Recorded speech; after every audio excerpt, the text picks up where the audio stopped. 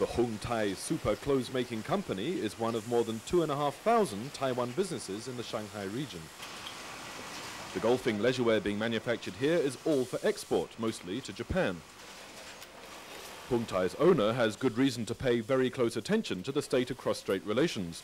Since he closed his factory in Taiwan, his two mainland factories, employing nearly 2,000 workers, account for all of his production. He says the recent bilateral tension has influenced his business in more ways than one. Customers are now hesitant to place orders. My Taiwanese staff here are concerned about the tension and their families keep pushing them to return home. And investment has started to slow down. This is quite a serious matter. Like most business people here, both Chinese and foreign, Lin just wants to get back to business as usual and move the focus from missile launches back to the negotiating table. We are pure businessmen and have no interest in politics. But for one side with 1.2 billion people to take such a threatening measure against the 21 million of us is not fair. Some of the leaders are just shouting across the road instead of sitting down and talking. Taiwanese businessmen like Lin have invested over $20 billion in the mainland, in everything from instant noodle factories to department stores. Attracted by the low land and labor costs, seduced by China's huge market, and armed with the advantage of shared language and culture, they've come in their thousands to set up shop on the mainland.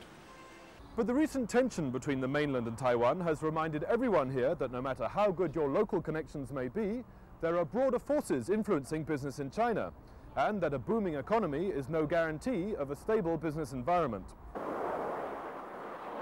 But while Beijing continues its show of force in the Straits, local officials are doing their best to reassure Taiwan investors here. The problem is Taiwan people don't understand our official policy, so they're worried this tension might lead to war. But once they understand our policy, the experienced investors here don't have any such worries.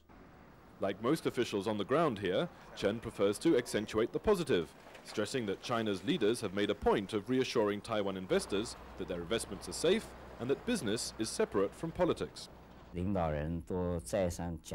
Our government leaders, including President Jiang Zemin, have repeatedly stressed that politics will not interfere with the economies on both sides of the strait, and that we should protect the legal right of Taiwan businessmen here. These businessmen have faith in this policy. But not all Taiwan businessmen here are convinced that politics and business are so easily separated. The Beijing government asked the local Shanghai Taiwan Affairs Office to reassure Taiwan businessmen about saying that trade is trade and politics is politics. But I don't think it's possible to separate the two. And while everyone here is hoping that the problems now troubling mainland Taiwan relations will soon be ironed out, they'll be paying very close attention to the results of Saturday's election. Robert Stern, CNBC Business News, Shanghai.